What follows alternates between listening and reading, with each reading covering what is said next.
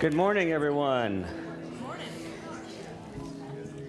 Good to have everyone here at 11:11 this morning, and especially good to have any visitors that we have with us this morning. I thought I should say a word or two about 11:11 before we get started. One second here. This piece is not quite set up. All right. All right. I'm doing okay. I'm doing all right here. So this morning's theme is where there is sadness, let me sow joy, as we continue our series with the prayer of St. Francis. It was interesting as I was listening to this whole idea of sadness, I started doing what I normally do, and I start playing around with word studies because I always think our language is kind of interesting and how meanings get transmitted and the whole idea of semantics and semiotics, how we make meaning out of things. And so I looked up the word sad, and it turns out, if you go look it up afterwards, you'll see this is true too.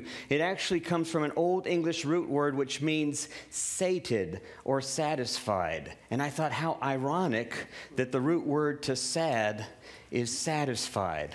But it's not the same as in satisfaction. It's more in the same as in I can't get no satisfaction.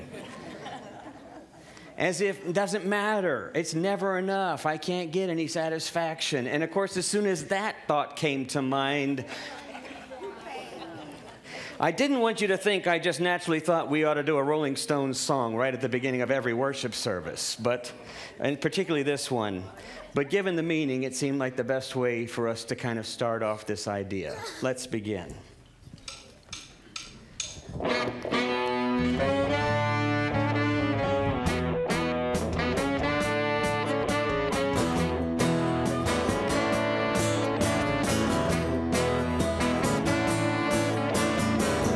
I can't get no satisfaction. I can't get no satisfaction, 'cause I try and I try and I try and I try. I can't get no, I can't get no. When I'm driving in my car and a man comes on the radio, he's telling me more and more about some useless information supposed to drive my imagination. I can't get no, no, no, no. Hey, hey, hey, that's what I say. I can't get no satisfaction. I can't get no satisfaction, 'cause I tried and I tried and I tried and I tried. I can't get no, I can't get no. When I'm watching my TV and a band comes on to tell me how white my shirts could be, but he can't be a man 'cause he doesn't smoke the same cigarettes as me. I can't get no, no, no, no. Hey, hey, hey, that's what I say. I can't get no satisfaction. I can't get no satisfaction, 'cause I tried and I tried and I tried and I tried. I can't get no, I can't get no. When I'm riding around the world and I'm doing this and sounding that, I'm trying to make some girl tells me, baby, better come back, baby, next week. As you see, I'm on a losing streak. I can't get no, no, no, no. Hey, hey, hey, that's what I say. I can't get no satisfaction, no satisfaction, no satisfaction, no satisfaction, no satisfaction.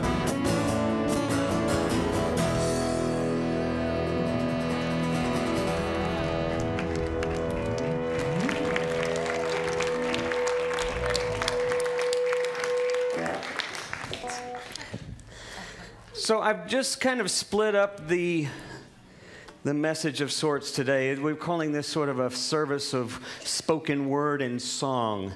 And so I'll just share a couple of thoughts and a story that comes to mind, and want the whole service to sort of speak to the theme today. Normally we do this anyway, where the music and everything speaks to what the theme is, but particularly this morning, I kind of just want to allow the text, the stories, the strange music that we've picked out for today, to see if that doesn't resonate somewhere for you as well, in this whole idea of how do we sow seeds for joy in this context of sadness. Where there is sadness, let us sow joy. And for those of you who are visiting and aren't familiar with what the series is about, you can look on the back of the bulletin. We also have St. Francis Prayer there. We've been going through St. Francis Prayer for the past 6 weeks now, 5 or 6 weeks. So as a part of our Lenten theme for the season of Lent. This idea of satisfaction that I found so surprising, this idea that sad is rooted in being sated or being overly full. And I kept thinking about, sadness doesn't feel like that, does it? I mean, sadness feels more like it's. Do you need some help, Sharm? I'll be happy to help. You can't turn it off, so you just sit on it? Okay. Yeah, you're sad about that. Well, that just reminds me while I'm thinking about it, I suppose I should turn mine off. It quacks, so I don't want that. So sometimes this idea that this sad is actually overly filled, is actually, we have more than enough. We don't think of that as sadness. But here's my thought. My thought that I want to throw out there, just as we begin working through this whole idea of how do we sow, how do we create space for joy, is that sadness has also something to do with how we attach to things. It has to do with how we attach to certain expectations, how we attach to certain cultural narratives that tell us how we're supposed to be. And I want to be clear about this too, because I have a friend who's a Buddhist who will tell me, suffering is attachment, and, I can watch him go through excruciating experiences that would send some of us to a hospital for treatment, for stress, for medication, for any number of things. But I've seen him sort of just glide through these realities. I'll tell you a quick story about one, but I want to be honest about this. There's crises, there's chaos, and it's okay. Because our lives can get completely upset. In various small ways and in large ways, we've all had experiences with losses, with our reality. This whole idea of attachment aside, we've had really hardcore, to the gut, wrenching realities. I don't think that's what this is about. Those kind of crises, I spent yesterday working with a group of chaplains for the whole day, for all the chaplains with the Harris system, just kind of exploring improvisation, exploring storytelling and narrative, mostly thinking about our sense of call and how we see ourselves. But the bottom line for a lot of them was, no matter how much we want to think about how we attach to our stories, how we sometimes have to learn to reframe our stories, given who we are, what we've come through, in the midst of crises, there's really not much else to do other than to be there for one another. We know God is present, but we play a huge role in that for one another. And when we don't find that those people are right there when we need them, I think we need to have the courage to go looking as best we can. If it means we simply have to just get out of bed and stumble out the door until we bump into somebody who's willing to be present with us. But I understand that.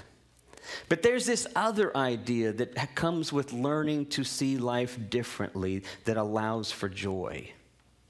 And I want to throw this image up here because I don't think joy is I don't think joy is hunky-dory, everything's happy and polished and beautiful, right? That's not joy. That's not what I'm talking about. I think this is real joy. I mean, when you look at this, it just makes you laugh in a sad kind of way. You know, you think it really is. It's very funny, and at the same time, it's really very sad. But it's also kind of true. I think joy is this reality that's a balancing act, that we're comfortable, that we're not always stress-free, we're not always happy, we're not always elated, but we're comfortable, we're confident with the reality around us. Getting to that place, creating that space is the challenge. But this idea of being so sated, so full, so, I'll say so routine, that everything is just so fine, that's dangerous. That's dangerous because that's where it can hit us. Maybe that's where we need to start thinking about what it means to be too attached. When we feel like actually we're sort of subconsciously in control of things. When we feel like subconsciously everything just needs to go the way it needs to go because that's how we've always understood it should go. Maybe that's the part. In just a moment, Chuck is going to read a story that I wrote. It was based on a Chinese fable or a Chinese proverb. The Chinese proverb went like this: "Since my barn has burned down, I now have a much clearer view of the rising moon." And it was given to me years and years ago. That little fable, that proverb was given to me by a friend named Gene Kyle Smith, who's no longer with us. And some of us remember Gene Kyle Smith and Wanda Smith, his wife. And Gene was an artist. He was a musician. He was also kind of a handyman and a jack of all trades. But he came down with a number of different cancers over the years, as I knew him 20, 30 years ago. And Gene and I would get together. Now, Gene was very active in the anti-nuclear movement. It was back in the early 80s as I was coming out of seminary. Gene, who was still in the midst of his cancer, was fighting against nuclear arms race and that sort of thing, and protesting and kind of spearheading a lot of that here in Fort Worth. And he was one of the group that would break over the fence and run out to Carswell Air Force Base with lounge chairs and sunglasses on and have the sign that said Ground Zero. And he would be out there, you know, sipping on iced tea. And there'd be a few folks that would join him. And as things got worse and he'd lost his hair in treatment and stuff, Gene would holler at anybody who would help him with his music. And we even played his music at his funeral at Arlington Heights Methodist. And it was being played over the speaker system. And honestly, Gene would not be offended for me to tell you, he had one of the worst voices I have ever heard. He would not be offended for you to know that. But he had, and his lyrics were almost so structured, forced in rhyme scheme that you just have to go, this is just awkward feeling. But when you got past that and you could listen to the lyrics themselves, you would just be overwhelmed by the truth of it. Do you all remember the song, what was the name of that movie? It was back in the 80s. Now I'm going to forget. It's about the British marathon runner.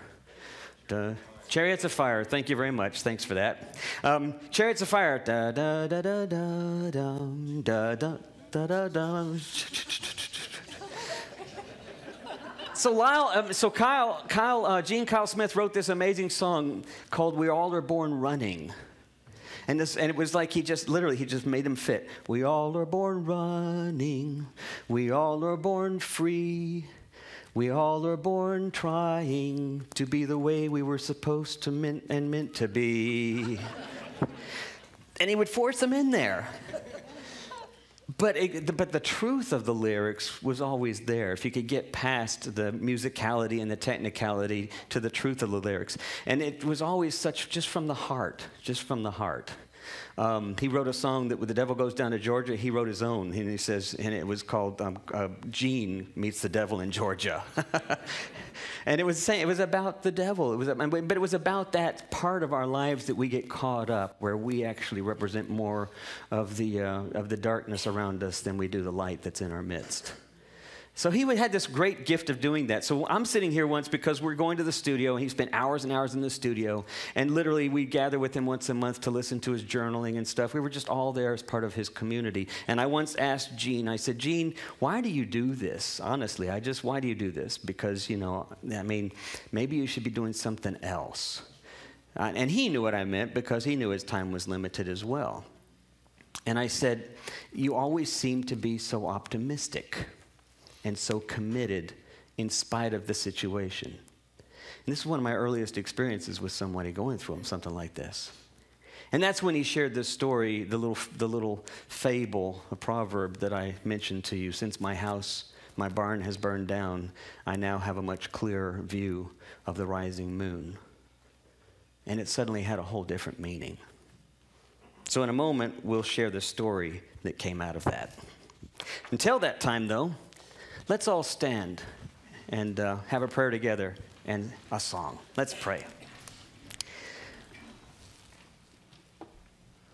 Holy One, we come into this life with many expectations that we have put upon ourselves, that we have grown up with, the narratives that tell us the way life is supposed to be. And yet, we recognize that life doesn't always roll along exactly as we would like it to be, nor expect it to be. And maybe that's the point. We pray your blessing upon us as we seek to be authentic this morning, as we seek to be in community together. Amen. And if you have an offering or if you've registered your name and stuff, just bring that all forward as we're singing together. Let your love flow.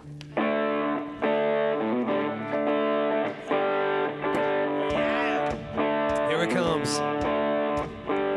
There's a reason for the sunshine and sky, and there's a reason why I'm feeling so high. Must be the season when that love light shines all around us.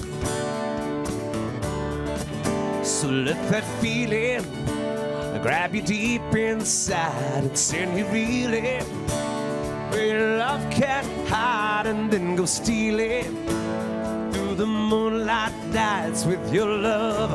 All right. Let your love flow like a mountain stream, and let your love grow with the smallest of dreams, and let your love show. And you know what I mean, it's the season. Let your love fly like a bird on a wing, and let your love find you. And you know what I mean, that's the reason. There's a reason for the warm, sweet nights, and there's a reason for the candle lights. Must be the season when those love lights shine all around us. So let that wonder take you deep into space and lay you under its love and embrace, and feel the thunder as it warms your face. You can't hold back. Let your love flow like a mountain stream, and let your love grow with the smallest of dreams, and let your love show. And you know what I mean, it's the season. Let your love fly like a bird on a wing, and let your love find you to all living things, and let your love shine. And you know what I mean, that's the reason. Another chorus, come on. Let your love flow like a mountain stream, and let your love grow the smallest of dreams, and let your love show. And you know what I mean, it's the season. Let your love fly like a bird on a wing, let your love find you. To all living things and let your love shine. And you know what I mean, that's the reason.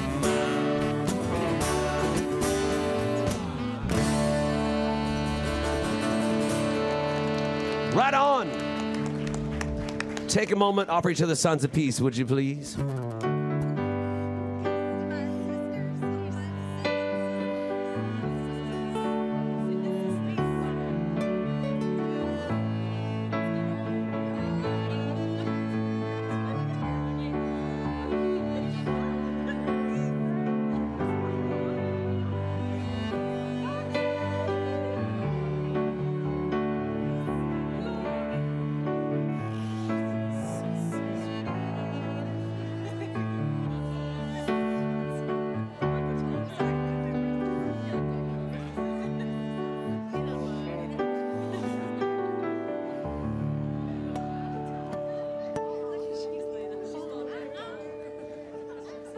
And then I will...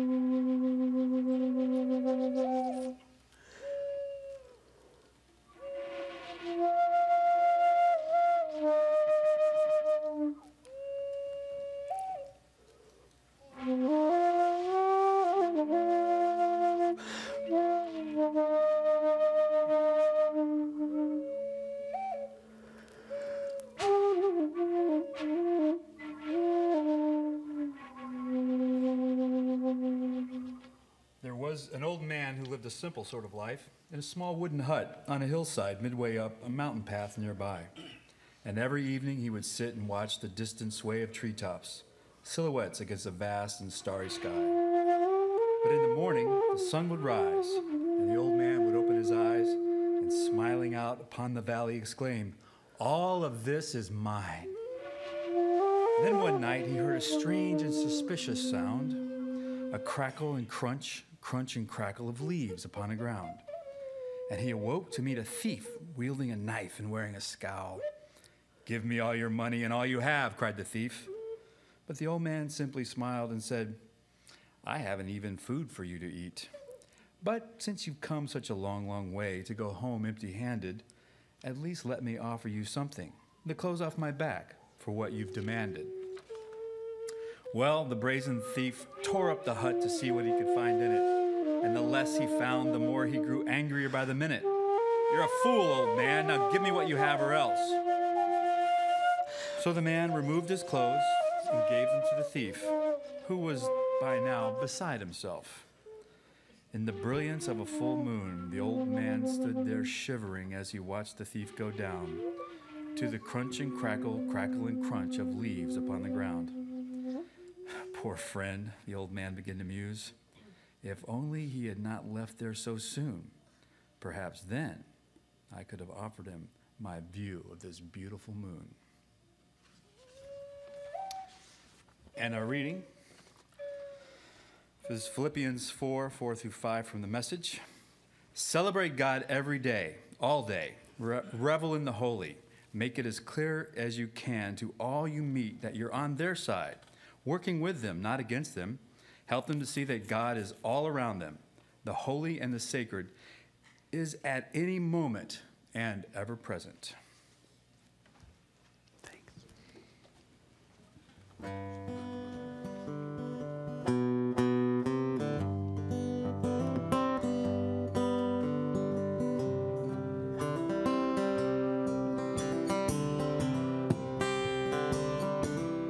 Would y'all sing with us?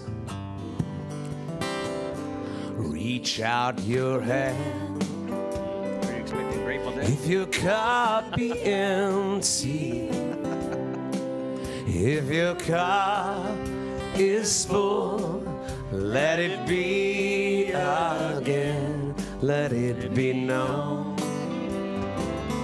There is a fountain that was not made by the hands of man. One more time. Reach out your hand.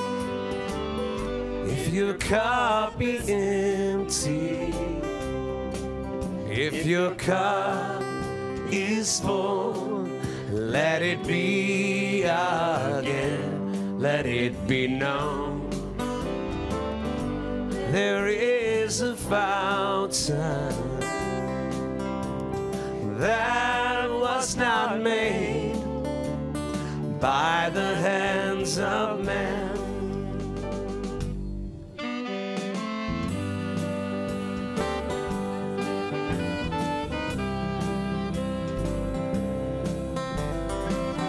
This almost feels like we're in a retirement villa at home. Yeah.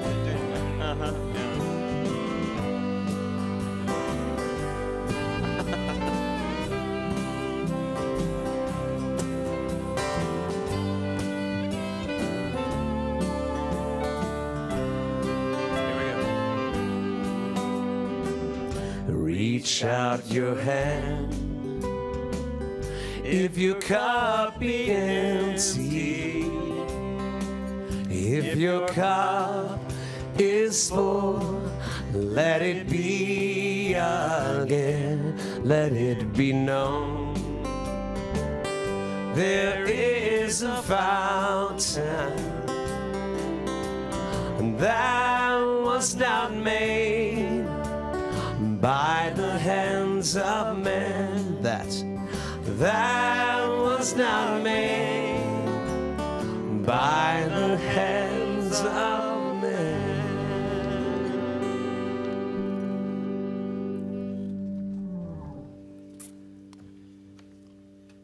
Y'all probably couldn't see it, but there was some wonderful dancing going on over here today. It's a wonderful way of praying. It's kind of a call to prayer for us all. There's so many ways that we are called to prayer. And sometimes we confine prayer too narrowly, too. These next couple of Wednesdays, we'll continue meeting in the morning and the evening to partly reflect on a book. And that's just sort of the starting point. But the book is called Silent Compassion by Richard Rohr. And one of the things that he talks about in it is that so often prayer we confine to what we feel like we need, that we need more of. And he doesn't refer to the Stone song, I can't get no satisfaction. But in a sense, he says, really, in grace, we need to acknowledge where we are. And so when we feel needs, then we start there. But so often we get kind of caught in that loop and thinking that sort of, as Mark Burroughs was saying the other day, God is not like in a genie and you rub it and you have these wishes of what you hope that you can get. Hope is very different from that, and prayer is very different from that. And really, that's just the starting place of our desires. And as it creates a space that opens it up from the busyness that never really fills us in that deeper desire, that deeper presence. So prayer is really about opening up space and wondering, paying attention, sometimes with words, sometimes with music, sometimes with dancing. So many ways that you open up space and pay attention and wake up. This morning before I came here, I was going up to the car. I was telling Doxy and Elizabeth about this at the communion service. And I had the flute with me because Tom asked me to bring my flute. I said, as long as I don't have to play it alone, I'm all right. But I thought, well, I was by myself there. I thought, I'll play something I've done before, the sound of a dove that I just kind of noticed. in my own spiritual journey. And I did that twice and then noticed there was a dove over in the tree that was answering me. So we had this conversation for a while before I came here. I tried to change the subject a little bit, and it sounded kind of frustrated, like it wanted to keep with its part. So I kind of followed it along. And then I noticed it flew kind of over me and looked kind of confused and went over to a tree across the street. And sure enough, it started singing over there. So I played the flute a little bit more. And then I needed to come here. So I figured Tom would not be too happy if I'm still playing the flute over there in the driveway. But I did call my daughter and say, I had to leave quickly, and I didn't know how to say it in flute, but if you see a dove walking around in the driveway, tell her I had to come to church, and I'll be back. It's not like I didn't care about it, but we're all in relationship. You know, all these things, if we take them literally, they sound really silly. But analogically, the analogies that God's love is like all these ways that are part of who we are. And when that opens up the space to feel, and as I said in this book, Richard Rohr's, open up space even in the silence and can trust that, then this compassion, this connection happens. And so some of this time, I'm using a lot of words, but I'm really inviting you to make space so that satisfaction is not related to all of the almost addictive ways that we jump from thing to thing and crowd our lives with. Instead, make space, and some of that goes with letting go. I thought it was really interesting that the dove is often called mourning dove, and it's not just in the morning, it's M-O-U-R-N-I-N-G. And so it's sort of, for me, then, but also a reminder of how, as St. Francis pointed out in his life, that all creation, that birds and other, can open up that space for us. I wrote in my blog this last week, and then I'll stop talking. But I had cancer when I was 13, 14, 15, 16, 17, in and out of the hospital a lot. And there was a lot of stuff that was crowded and stuffed in me. It was really hard. But the birds, I remember a kind of an awakening, an epiphany, and conversion, lying in the backyard in the spring, getting close to the time. And something inside of me opened up from feeling really isolated and disconnected and alone to this expansive solitude. And I was a part of this huge, wonderful life. I still had cancer, but my vision of it just shifted radically. And that's what prayer is about, is not so much changing God's mind about what we want and our desires that we can never get satisfaction on, but letting God change us and seeing the road we're on, what we're in, can look very differently when we connect in grace and love and be a community, the church that is that. So let's live together in a little bit of silence. Listen for God's presence.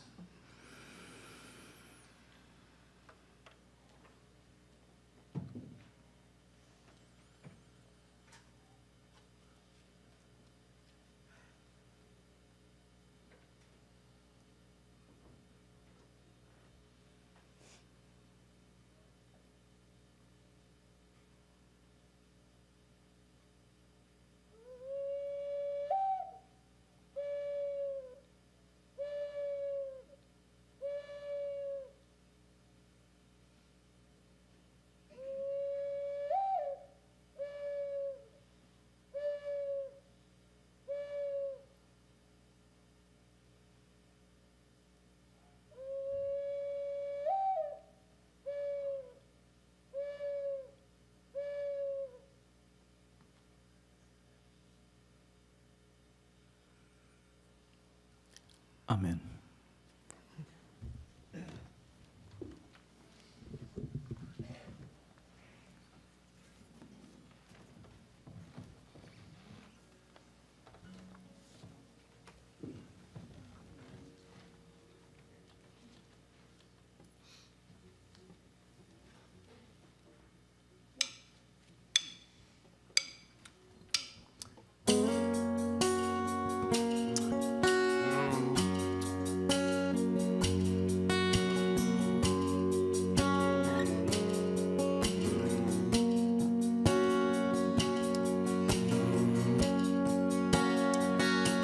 Let us pause in life's pleasures and count its many tears while we all sorrow with the poor.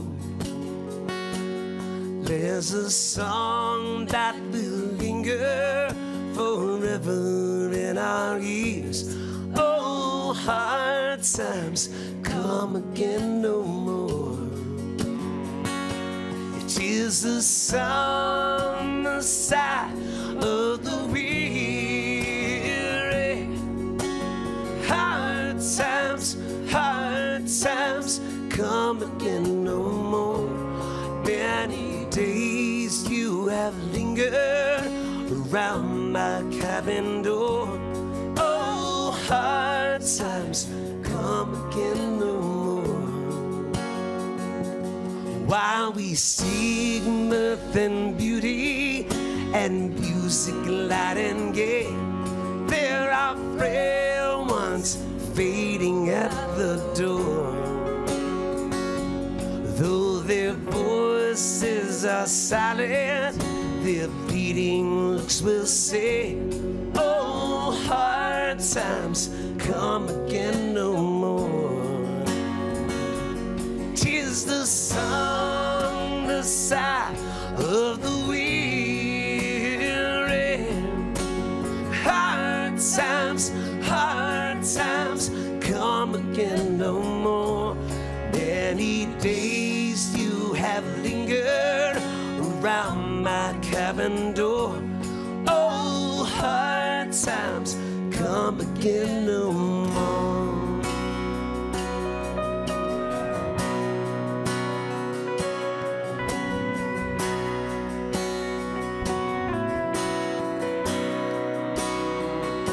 It is a sigh that is wafted across the troubled way. 'Tis a wail that is heard upon the shore. 'Tis a dirge that is murmured around the lowly grave. Oh, hard times come again no more. 'Tis the song, the sigh of the weary. Hard times come again no more. Many days you have lingered around my cabin door. Oh, hard times come again no more. Oh, hard times come again no more.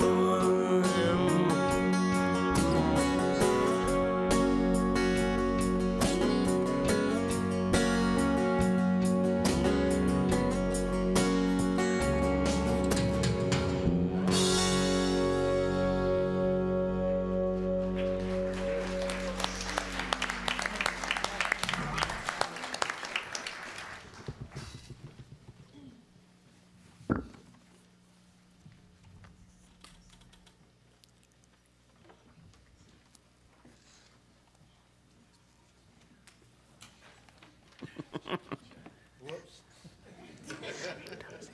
I thought I was done after the first one. Okay, yeah, you guys were great. How about for the band, man?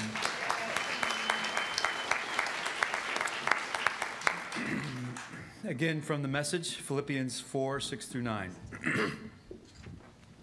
Don't fret or worry. Instead of worrying, let petitions and praises shape your worries into prayers, that your prayers open you to God's compassionate presence. Before you know it, a sense of God's wholeness and everything coming down together for good will come and settle you down.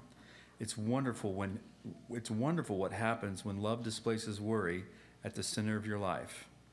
Summing it all up, friends, you'll do best by filling your space and meditating on things true, noble, reputable, authentic, compelling, gracious. Things to praise, not things to curse. Put into practice what you have learned from me, what you have heard and saw and realized. Do that, and God, who makes everything work together, will work you into the most excellent harmonies. Thanks. All right, well, I'm going to use this, but I'll just set this aside. I don't know if I can do that. I don't want to move that. I'll move around it. Or would it be better if I just took this off and used that? No? It works fine either way? Okay, all right. Just a couple of quick thoughts. This idea of being open enough, being empty enough to experience joy. I think if we recognize that in fact our lives do get caught up in trying to have a certain order in our lives and trying to have a certain pattern and certain expectations that we feel ought to be met for us, so our lives are meaningful or successful or have a purpose or point to them, I think it's pretty safe to say that we all live by those kinds of codes. And then we look around us and we see what's lacking or what else we might add to that. And again, this idea of non-attachment, you certainly wouldn't go to someone and say, well, the suffering you're experiencing is just your attachment or the loss because of your attachment. But there is also this idea that if we would just simply begin to learn a way of being present, even as Lynn described with his flute, being present, being open. I like this text particularly where it says, don't fret or worry. I think, okay, well, you're wrong right there, right? That's going to work. I encourage you to tell that to somebody next time you see them really upset. You can do the whole McFerrin thing. Don't worry, be happy, and we'll see where that goes. I'll talk about Linda for a moment. She's not present. She always makes a good illustration when she's not present. We were driving to work. We're driving together, and she's driving, I should say, which is mostly the case when we're together. And so we're coming over the bridge, and I'm just playing with her. She's nice, trust me, except this morning. And she said, you know, I'm going to park over there over on that side of the building, but there's somebody that always parks halfway in the space that's allowed so that there could be 2 cars there. But every Sunday morning they get here early and they take up both spots. And the only way I can get in there now is I got to drive in front and back up. If they just move forward, it's like they don't even know anybody else is around. And I said, this bothers you? And she said, yeah, this is really amazing. It's so selfish of that person to be doing that. And being the good Zen-like person, you know, that I am, and the good Saint Franciscan type person that I am, I said, well, you know, you're just attaching to that. You just need to let go of that. I mean, if you just let go of that, if you would just learn not to be so caught up in your expectations. And she looks at me and she says, I think I have something that you can learn right now. Something you can let go of. And the conversation stopped. Right? You don't do that. I mean, I know better than that. We all know better than that. But it's hard not to be there because of our expectations. And even our knowledge is kind of an expectation. We think we know so much. It's hard to be open enough to be present, as like Lynn was talking about, this idea of being just so present, just so in the midst of the moment that you can resonate with what else is going on. Yesterday when I was working with this chaplain group, I talked about an experience that I've had, and I don't know that I've shared it in here, that was very playful in a lot of ways, but actually surprised me in just how powerful a moment it was. When I was out in Augusta, in Georgia, working with this healthcare camp, with this medical camp for kids, I developed these severe cramps. And the doctor examined me there at the campground, and it was pretty clear that I was having an acute appendicitis right there that even might have ruptured. And so the nurse drove me 45 minutes to Augusta, where the university hospital was, there for the University of Georgia. And And while there, I went through a whole battery of tests. Well, I was just becoming increasingly anxious because they were increasingly confused about what it was that was causing this pain. And they started running me through all these series of exams, the CAT scan, the MRI, just had a whole bunch of them. And at one point before these procedures began, the guy came out, and it was 9 o'clock at night, and the guy came out and said, "We need to shoot your veins with iodine so that we can, look at you in the exam." And I said, "Is that safe?" And he said, "Pretty much." And he says, "But you have to sign these forms." And I said, "Well, have you ever had it done?" And he said, "Well, no, I wouldn't do that unless I had to." And it's like, and I'm thinking, well, okay, already we're off to a bad start, and I'm just really nervous now because I signed this thing that in rare cases this could be fatal. And so I'm sitting in this room, and you hear a noise. Doxy, could you come up here and just play the cello? If you would just play a nice kind of low hum on the cello for me. Just keep it going. I hear this hum, right? I mean, you can kind of hear the hum up here of the amplifiers, but just a hum, just a constant. So I hear this sound. No, it's the same sound. Yeah. That would scare me if it started changing pitches on me. Yeah. Just maintain the same note. Yeah, just the same note. Yeah. And I hear this thing, and I'm in this stark, blank room, right? And my heart's pounding. And this noise just won't go away because it's the vent or whatever. It's the AC unit in the building, but I just hear this thing. And then I just start doing this. I just take a deep breath and I go,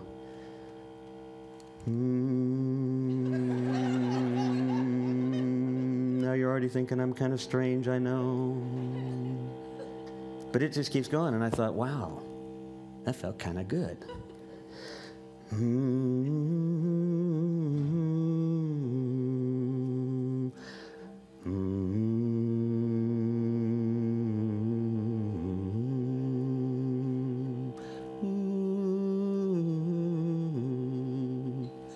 Within just a few minutes, I was just as relaxed as I could be.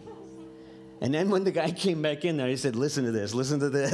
And I started humming, and he's looking at me going like, come on, dude, I got to get this thing going here. Can you? Thanks very much. Thanks.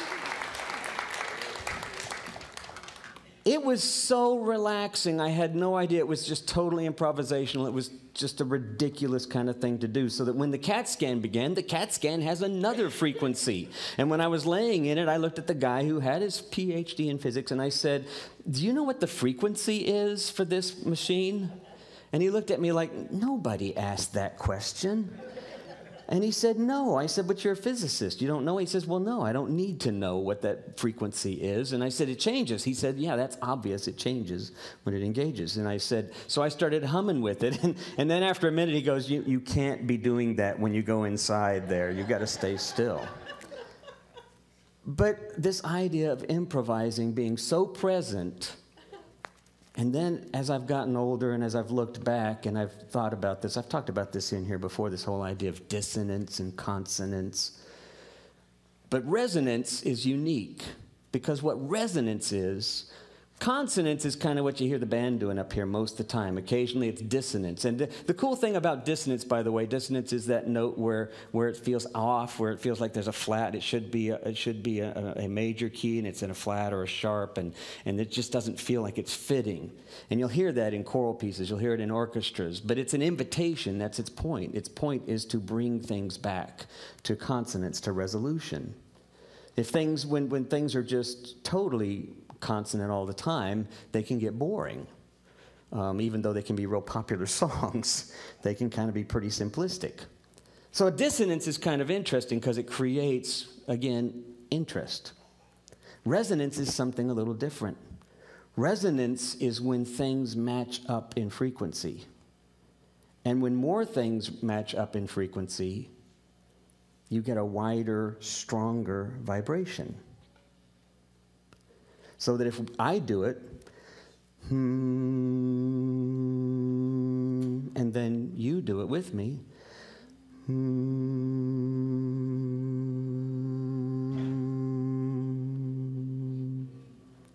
You can see why monks do it all the time.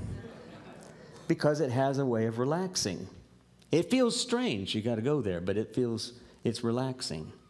Here's the cool thing about resonance that I think has to do with creating space for joy. I think sometimes we find ourselves day to day so caught up in our own realities, in our own world, that it really is hard to resonate with others. It really is hard to be present to others. And that one of the ways in which we can do that, one of the ways that we can begin to experience this sense of connection to one another is by this willingness to try to be more resonant. And by doing that, what I simply mean is this willingness to be open to the moment. Even to see a complication or an obstacle as an invitation. There's a wonderful German character named Till Eulenspiegel. I'm sure that maybe you've all heard of him. I don't know. But Till Eulenspiegel is the trickster. He's like Brer Rabbit. He's the trickster for German culture. And Till Eulenspiegel, he's also like the Hoja stories that we've sometimes told in here. But Till Eulenspiegel is the one whose insight is always catching you off guard. So when he was hiking up a mountain, and there are a lot of mountains in Germany, and some other folks were with him, and they're trying to head somewhere. They're all going up the mountain exhausted and frustrated, and they're struggling and panting. And Till is going up the mountain in a steady pace with a smile on his face and a nice cadence to his breath and his eyes wide as he's looking around. And then when they get to the top, people just kind of let out a sigh. Oh my gosh, we're finally here. We can breathe a moment of relaxation. And then start down the mountain, and they're kind of all smiling, and they're kind of just looking around, not really paying attention and talking. And Till is kind of plodding. He's plodding down the mountain, and he's kind of frustrated, and then it starts to kind of balance out, and he starts back up again, and his mood changes. He gets back into excitement. And after doing this back and forth a while, some of the folks say, why are you so happy going up the mountain when you should be happy going down the mountain? And he smiles and he says, by the time I'm at the top, I already see what's around there. I experience all of this wonderful stuff. I'm going down, it's already after the fact. It's like I've already had enough of it. But when I'm going up the next mountain, I can't wait to see what's on the other side. There's this way in which I think we can begin to open enough to the moments, to simply be present. When the text says, celebrate these things, generosity, gratitude, we know these are all good things, but this idea of authenticity, how do we get there? Well, I think one way we can practice getting there, and maybe this week even, just practice it. And you can come tell me about it later. See what you can resonate with. See what situations you can be present enough that you can literally begin to resonate with others around you. Amen.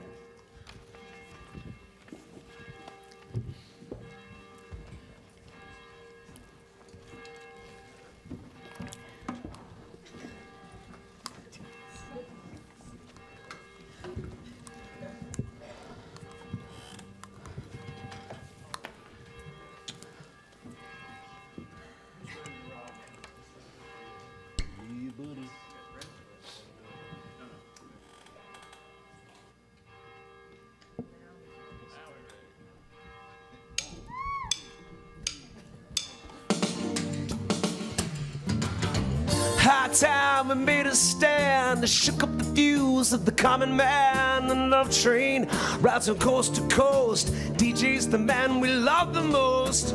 Could you be squeaky clean? Smash every hope of democracy. The headlines say you're free to choose. There's egg on your face, some mud on your shoes. One of these days you're gonna call it the blues, yeah.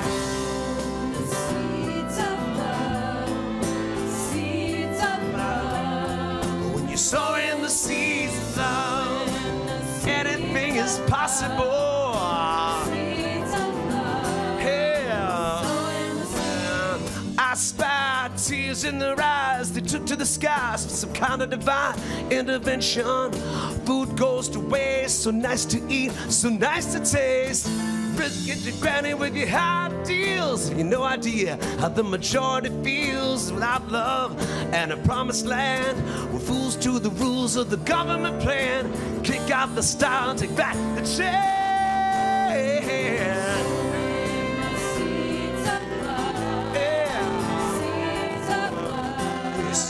Sowing the seeds, yeah, seeds of love. Sowing the seeds, the birds and the bees, my girlfriend and me in love.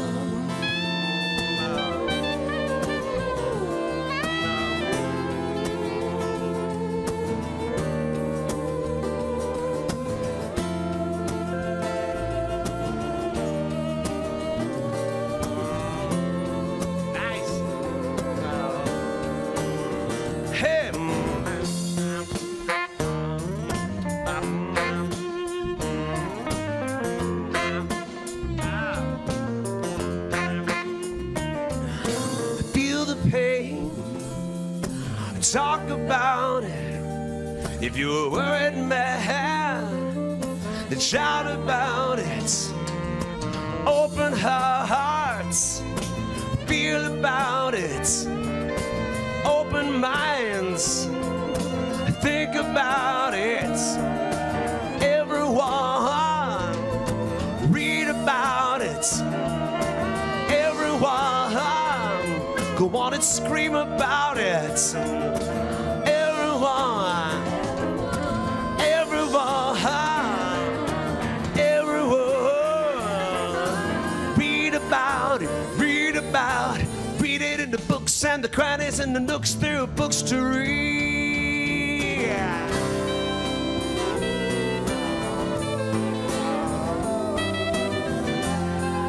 Sowing the seeds of love.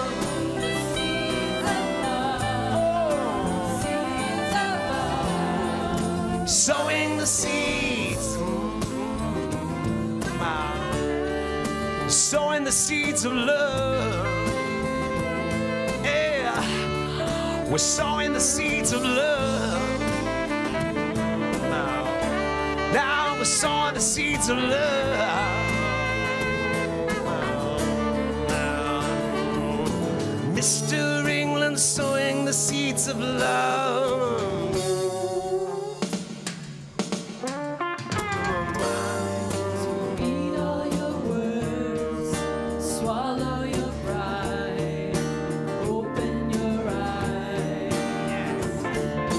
Time to eat all your words, swallow your pride, open your eyes. High time we made a stand, shook at the views of the common man. The love train rides from coast to coast, every minute, every hour. I love a sunflower, I believe, yeah, in the love power, love power, love power, yeah. Seeds of love, sowing the seeds of love, sowing those seeds, sowing there, sowing the seeds of love.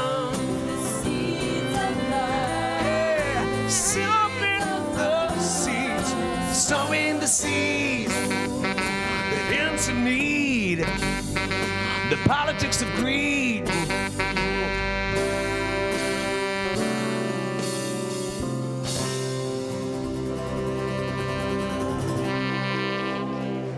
Right. Theremin. So you got to be able to play the theremin at least once a year too. So. Let's stand together for our blessing. I'd like to just, if you're interested in knowing more about the 1111 community, the 1111 celebration, you've been visiting with us, let me know afterwards. Come on up and visit with me. I know that Mitzi Ellington was supposed to be up here helping with the Kairos moment, so I had called on Lent at the last moment. Her brother went into emergency surgery this afternoon. I forget where he is right now, Chicago, I think. But so we want to be thinking about them as well. And thanks to Lynn for jumping in at the last moment and helping out.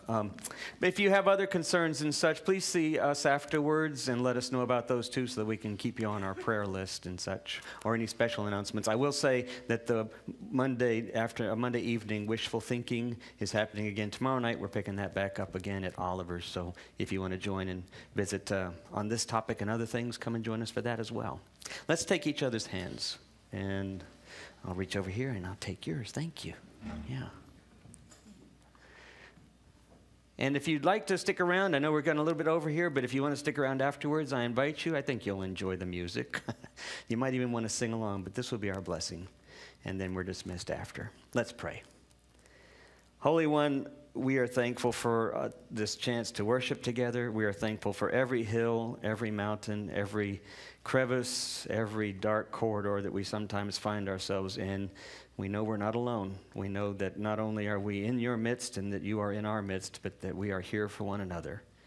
And we pray that we might be open enough to resonate where we are called to be authentically present in an openness that allows us to be a healing space, a place for that strange mixture of life that moves us forward that we call joy. Bless us from this moment on. We lift it up in the name of the one in whom we move and live and have our being. Amen.